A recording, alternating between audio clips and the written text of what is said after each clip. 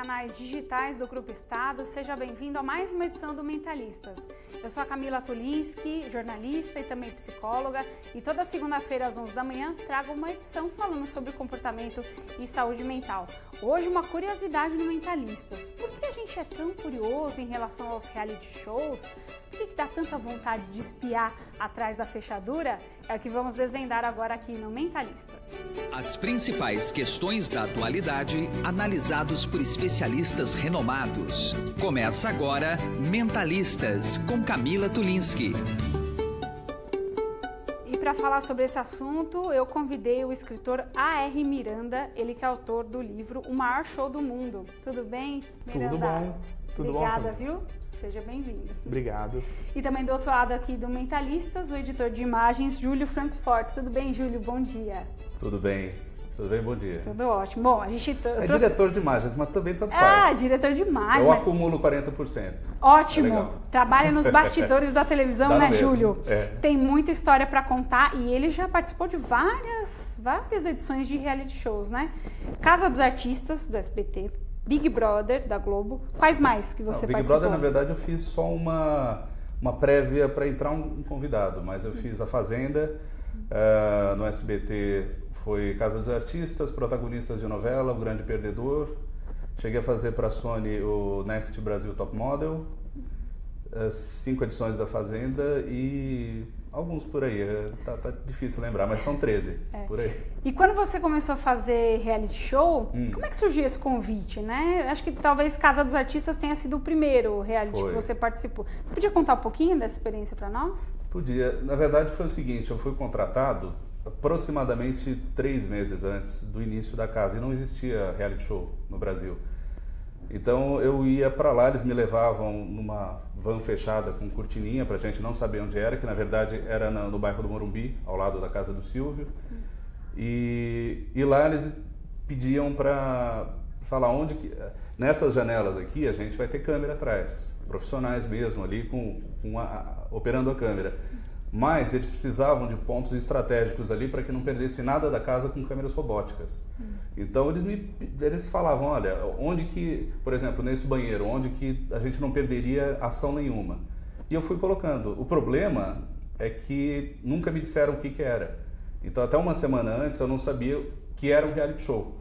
Porque falavam que era um projeto da Disney, falavam que era um projeto novo do Gugu, falavam tudo que você possa imaginar. Só que eles revelaram pra gente uma semana antes que era um reality show, que pra mim deu no mesmo, que eu não sabia que era um reality show. E no dia, o gabarito ali, com todos os participantes, Alexandre Frota, Supla, Leandro Learte, essa turma toda. Bárbara Paz. Eles me passaram, acho que 2 horas antes do programa entrar no ar.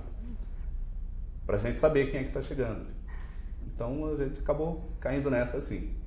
Quando pediram para você colocar câmeras, inclusive no banheiro, para que nenhuma imagem fosse perdida, o que passou pela sua cabeça? Você não teve uma curiosidade? Por que eles querem uma câmera dentro do banheiro, por exemplo? Você não ficou com essa curiosidade? Eu acho que o programa deu certo por causa disso. A mesma curiosidade que eu tive, o telespectador teve também. E assim, e lá era um projeto, era alguma coisa um pouquinho diferente, porque não era dentro de uma emissora, né? Então foi toda adaptada. A casa, algumas paredes foram recuadas, então você tinha corredores pretos em volta de todos os ambientes da casa, e captação de áudio, microfones espalhados. Era uma coisa bem completamente diferente do que tinha na época. Eu me lembro muito nesse comecinho, Arthur, na hora da Casa dos Artistas, né? Uma semana antes, aí o Silvio Santos colocou um anúncio ali, né, na televisão. Eu lembro bem que era um logotipo que era uma bola vermelha, uma fechadura preta. Isso. E dizia assim, os 7 dias estão chegando. E todo mundo ficava, nossa, o que significa isso? Né? O Silvio Santos sempre enigmático, fazendo as vinhetinhas no meio dos programas e no meio do comercial. E depois vimos a Casa dos Artistas, que era uma coisa, igual você disse, Júlio, nunca a gente tinha assistido na TV brasileira, mas já não era uma novidade em televisões pelo mundo. Quando você escreveu o livro O Maior Show do Mundo, Miranda, Você fez uma pesquisa sobre isso, né? Você viu que não era a primeira edição, nem a Casa dos Artistas, nem Big Brother no mundo inteiro. Já havia programas de reality show pelo mundo, não é? Foram formatos adaptados que chegaram ao Brasil, já bastante transformados, inclusive. O primeiro reality show data de 1973, um reality show no formato do que a gente conhece hoje em dia, que foi o An American Family, que a PBS, que, por uma curiosidade, é como se aqui a TV Cultura ou a TV Brasil criasse um formato desse, que pra gente imaginar uma TV pública fazendo isso é uma coisa muito...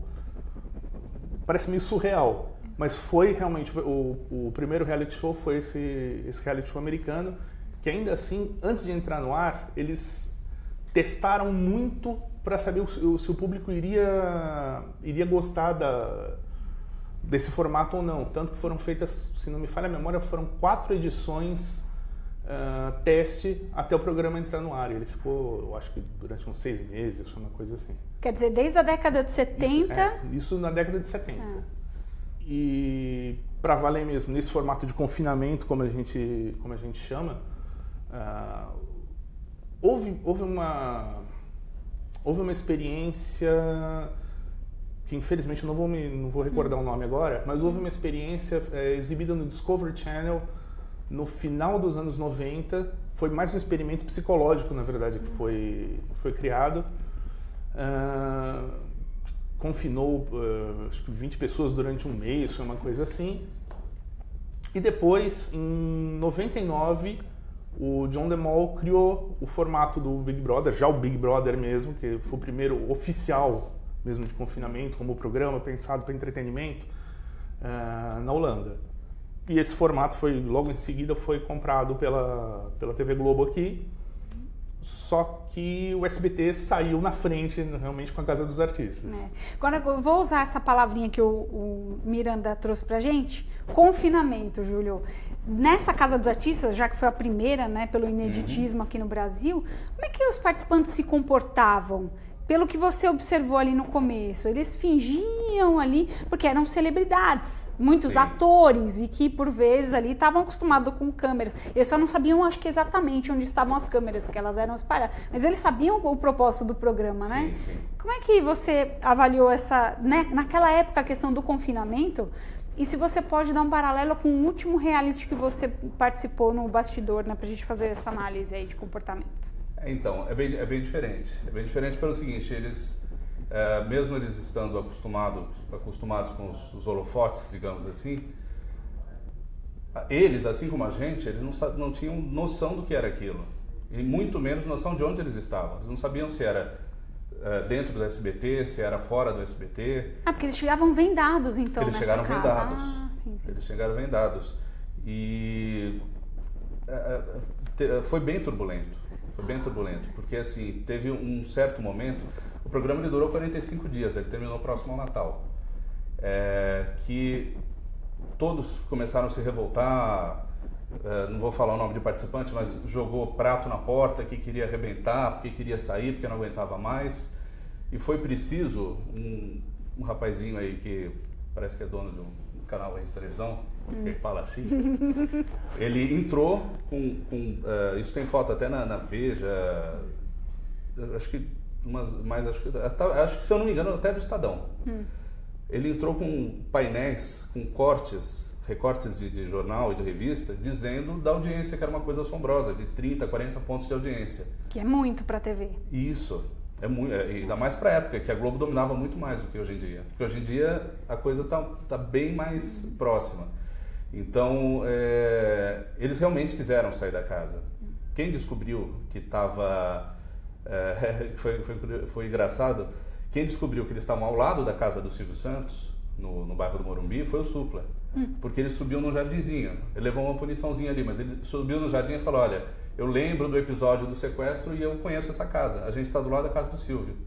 Mas enfim, o Silvio precisou entrar e mostrar o que estava acontecendo do lado de fora, porque eles não tinham a mínima noção.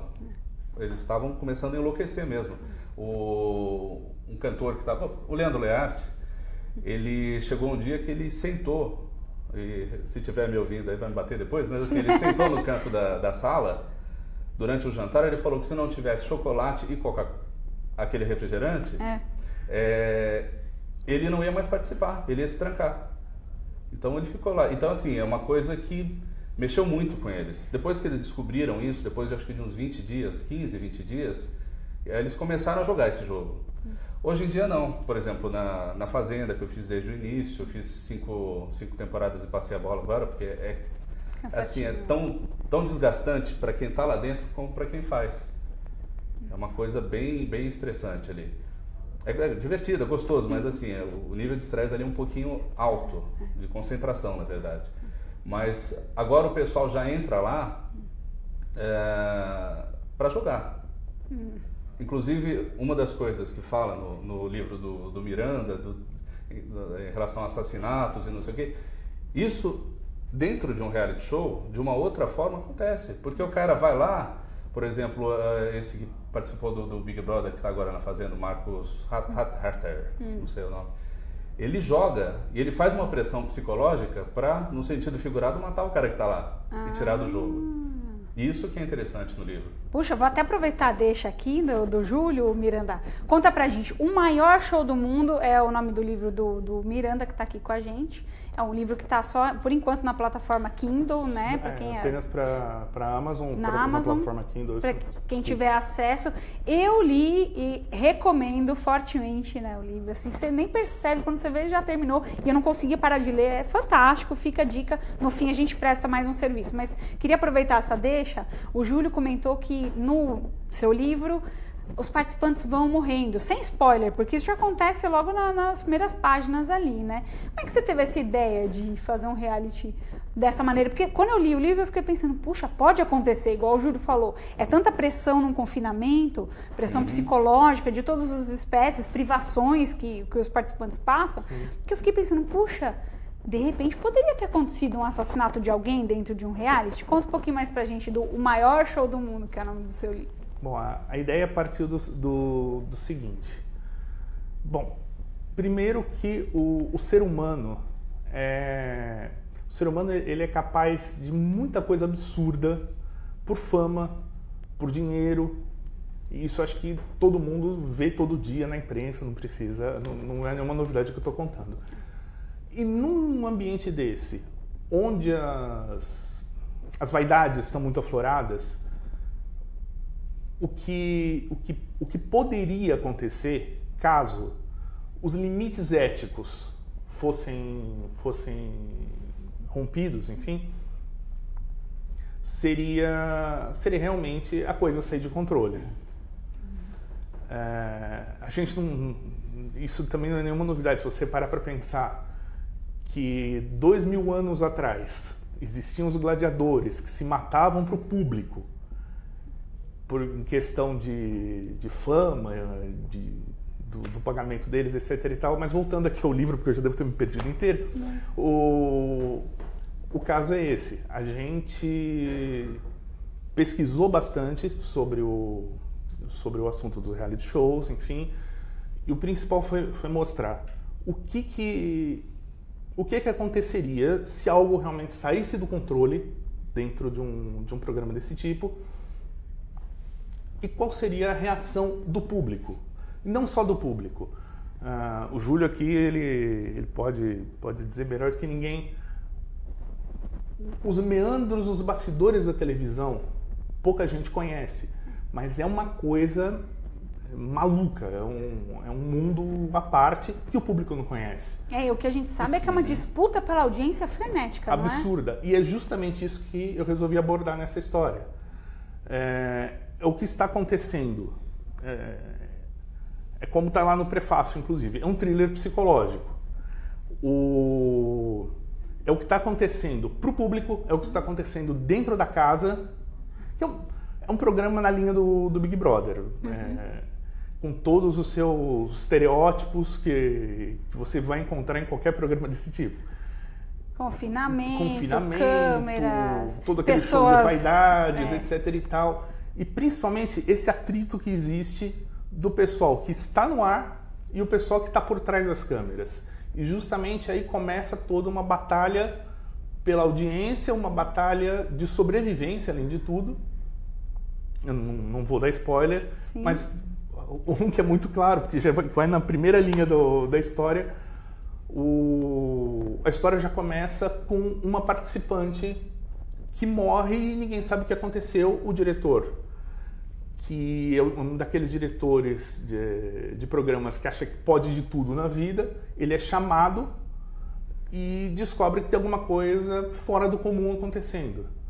E daí pra frente vai acontecer muita coisa, não posso contar, mas enfim, quem quiser, o livro está disponível na plataforma Kindle, na Amazon, e vou até aproveitar e já fazer aqui posso fazer? Por favor. Um jabazinho aqui. O site é www.omayorshowdomundo.com.br. Eu quero aproveitar, Júlio, isso que o Miranda contou pra gente, né? Bom, acontece esse assassinato, mas a gente pode lançar 3 olhares para o livro, né?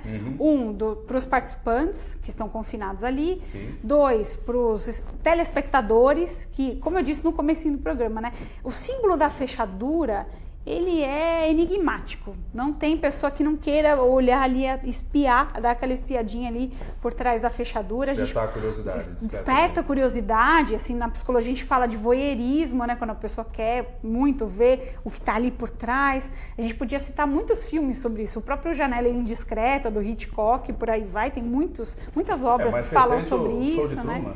Show de Truman, que é incrível, né? Esse filme.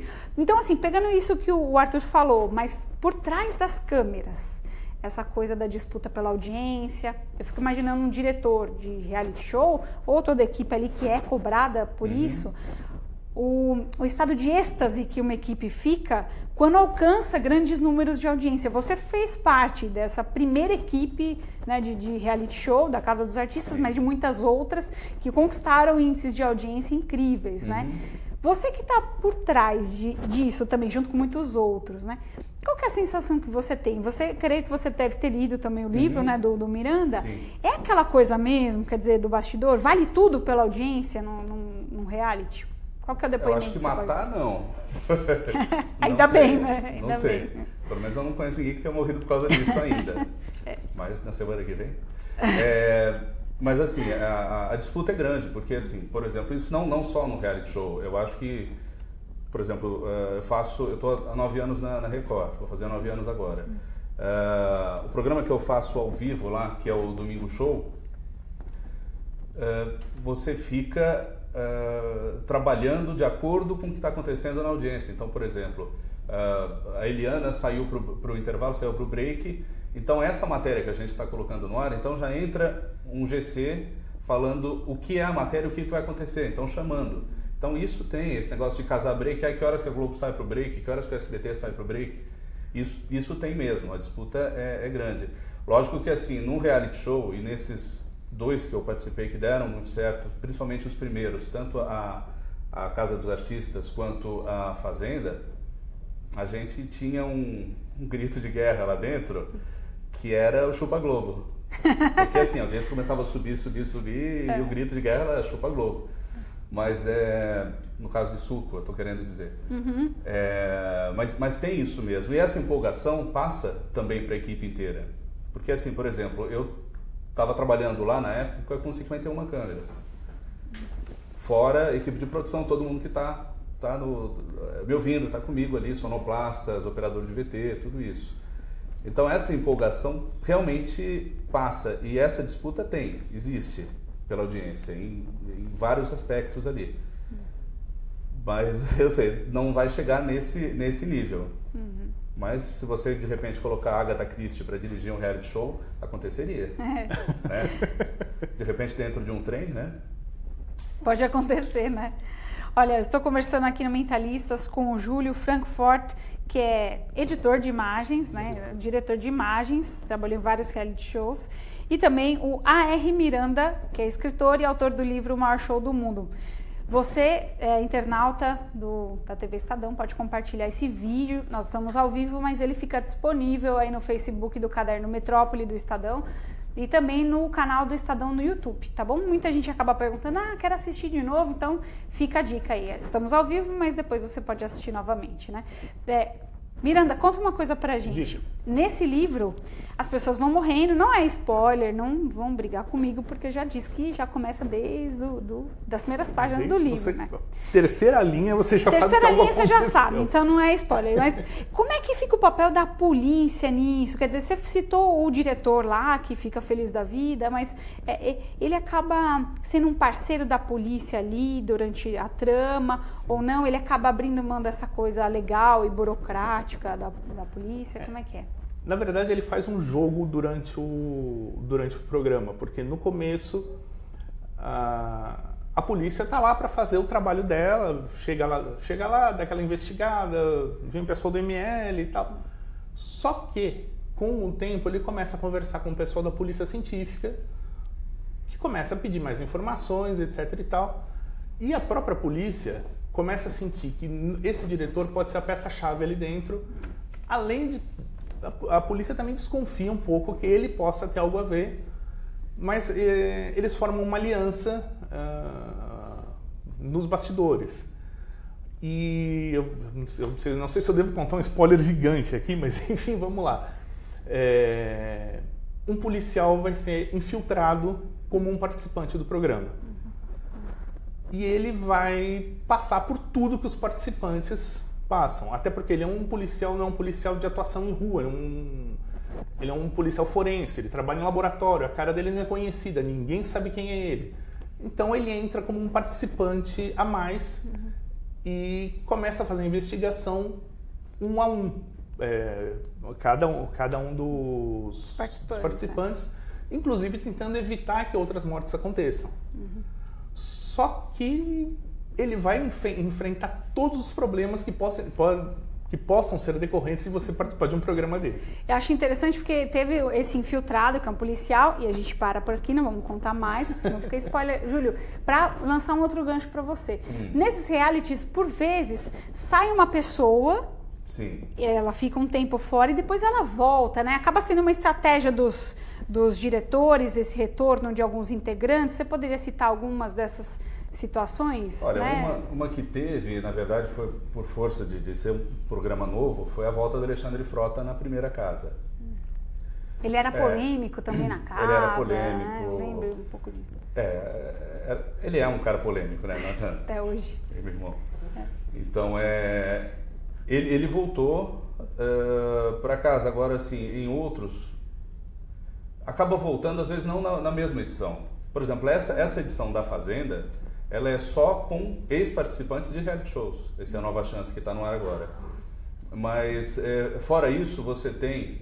Isso eu estou falando assim, formato do SBT, da Casa dos Artistas, e o formato da Fazenda, que é o que eu tenho mais conhecimento, inclusive a direção é a mesma, que era do Rodrigo Carelli.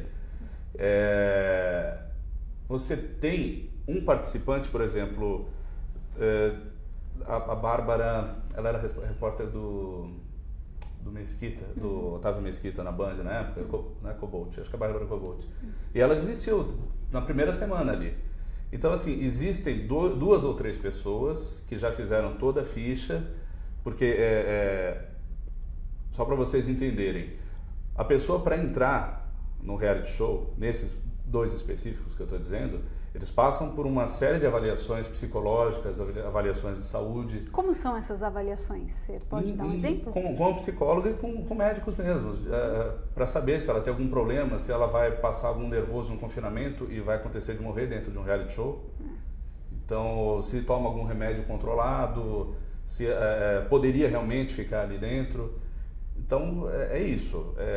O que acontece é exatamente isso. Existe todo um cuidado de produção, de pré-produção, para a pessoa, não é uma pessoa simplesmente, a Camila está lá na TV Estadão, eu vou colocar ela lá. Aí nasce a nenê. Então, eles precisam saber se está grávida o participante. Então, não é legal. Então, assim, não é exatamente audiência a qualquer custo. Então, é uma coisa muito bem estudada, eles conversam com o pessoal, eles assinam um termo e essas pessoas normalmente elas são isoladas já alguns dias antes para não ter contato com ninguém. Eu não posso entrar na Casa dos Artistas, na Fazenda, e saber que o Miranda vai estar lá. A ideia É encontrar a pessoa de cara falando, nossa, eu conheço ou não conheço. E é assim, é realmente eu acho que seria um laboratório ótimo para psicólogo. Sim, com certeza. Porque a gente lá dentro pira. Nossa, se vocês precisarem de terapia, né? A gente está aqui para ajudar. Precisa. Ô, Júlio, me fala uma coisa. É muito interessante tudo isso que você está contando. Fiquei pensando, Casa dos Artistas, Big Brother, você tem as pessoas confinadas ali meio que nadando, conversando, tendo tempo para fazer articulações ali, de intrigas e tudo mais. Na Fazenda, o pessoal... por vezes põe a mão na massa, né? Eu já vi, assim, algumas edições, você tem que trabalhar e cuidar dos porcos e tem as atividades. Você vê diferença no comportamento desses participantes, desses dois tipos de reality também? Quer dizer, mente vazia, oficina do diabo, portanto mais conflitos? Com certeza. Ou não? Com certeza. Big Brother, normalmente, ele tem muito mais conflito, porque é isso. Você está lá dentro, você tem uma prova ou outra, normalmente patrocinada, vai fazer o coelhinho da pilha lá, então assim, eu tenho que ver quem é o cara que aguenta mais. Quem aguenta mais ficar preso dentro de um carro com gás lacrimogêneo. É quase isso que acontece. Então, e realmente tem isso. Você não ter atividade para fazer acaba gerando muito mais conflito ali dentro. É realmente isso, a oficina do diabo, cabeça vazia. Lá não, você tem que... participar, você tem que fazer as atividades, você está 4 horas da manhã, 5 horas da manhã, vai tocar um som de galinha altíssimo lá, porque eles não têm contato nenhum com produção, com nada. O que eles conseguem ver, de vez em quando, no caso específico da Fazenda, é a produção, os cinegrafistas, assistentes vestidos de ninja, porque eles conseguem enxergar isso aqui. A gente chama de ninja mesmo, são os ninjas. Os participantes chamam de ninja. Inclusive tem um amigo meu, que foi um caso curioso, teve uma das fazendas que o uniforme de ninja era verde. E aquele Igor, ele participou de Sandy Júnior, eu esqueci o nome dele, não participou da fazenda, enfim. Que não é o Cigano Igor, é outro Igor. Não, esse foi da Casa dos Artistas. E tem um amigo meu que ele era muito alto e bem gordinho, a roupa ficou bem espremida nele. Eles desceram para fazer a prova e esse Igor berrou, ao vivo, olha lá o maior duende do mundo. O Frota fez isso com um japonês, com um técnico lá do SBT. O que acontece? Quando precisa fazer alguma manutenção na casa, eles são isolados em algum cômodo, algum ambiente. Então, por exemplo, solta aquela locução, ou entra uma ficha, vocês precisam se dirigir ao quarto. Então eles vão lá para o quarto, todas as portas elas são trancadas por ímãs eletrônicos, né? Coisa muito forte, não adianta você empurrar que você não abre. E nisso a produção entra para poder montar uma festa, para montar uma atividade. E o que acontece? A gente, na primeira Casa dos Artistas, a gente precisava fazer uma manutenção técnica numa câmera que estava em cima da porta de entrada da casa. E a gente falou, atenção todos os participantes, vocês têm que se dirigir ao quarto masculino, porque ela era dividida. Eles foram para lá, a gente fechou, acabou. E o japonês ficou lá, arrumando a câmera, a equipe saiu, só que ele estava embaixo da câmera e a produção não viu. E eles abriram a porta do quarto. O Frota saiu, foi o primeiro a sair do quarto, ele começou, olha um japonês, eu vou pegar, e foi pra cima dele. E o japonês, o Yushio, ele trabalhava com a gente na Record, um técnico que era do SBT, muito bom, muita gente boa. Ele desesperado, ele começava a bater na porta e arranhar porque ele queria sair, e o Frota vindo pra cima dele. Então acontece, são coisas que acontecem em reality show. Ai, gente, tá muito bom esse papo. Eu não queria parar. Tom, me dá mais meia hora nesse Mentalistas. Olha, a última pergunta, que é pergunta que todo mundo quer saber, Júlio, e o Arthur também, se tiver conhecimento. Essas imagens, essas cenas, são manipuladas por trás dos realities? Quer dizer, vamos começar a formar um casalzinho ali, uma rixa aqui. Tem manipulação por trás da TV? Vou começar com o Júlio e depois a gente encerra a quarta. Eu vou falar de dois casos mais específicos que são os que estão mais em evidências, que seria a Fazenda e Big Brother. Tá. No caso da Fazenda, não. Lógico que assim, com as provas que entram, com as atividades que entram, essa atividade ela vai gerar um conteúdo. Mas não existe essa manipulação. Então, assim, é uma coisa totalmente independente. No caso do Big Brother, e assim, eu não conheço, não tenho contato, conheço pessoalmente o Boninho, mas não tenho contato com ele, mas se você procurar no YouTube, existe muito vazamento dele dirigindo. Então eu sei, eu não digo a manipulação da edição, mas de repente, não propositadamente, o trecho da entrevista que foi ao ar pode levar o público a entender uma outra coisa. Claro. Então, assim, é um programa que você tem que ter muito cuidado, porque você está mexendo, principalmente no caso específico da Fazenda, você está mexendo com pessoas que estão em evidência na mídia, ou que já estiveram, mas o público conhece, sabe quem é. Então, assim, é um programa que tem que ter realmente cuidado, e tem. Isso, estou te falando, tanto no caso da Casa dos Artistas quanto a Fazenda. Eu sei que o Globo também tem um cuidado enorme, mas o que eu tenho conhecimento de vazamento é que existe uma leve orientação do Boninho. Mas, assim, não trabalhei na Globo, tudo, mas não tive tanto contato com ele. Eu não posso afirmar que é assim o tempo todo, se foi uma coisa específica. Mas, assim, eu estou falando em relação ao YouTube, só. E aí, Arthur? Não é à toa que reality show, que deveria ser o espelho da realidade, todo reality show tem editor de texto e roteirista, que é justamente para virar a história para onde vai dar mais audiência.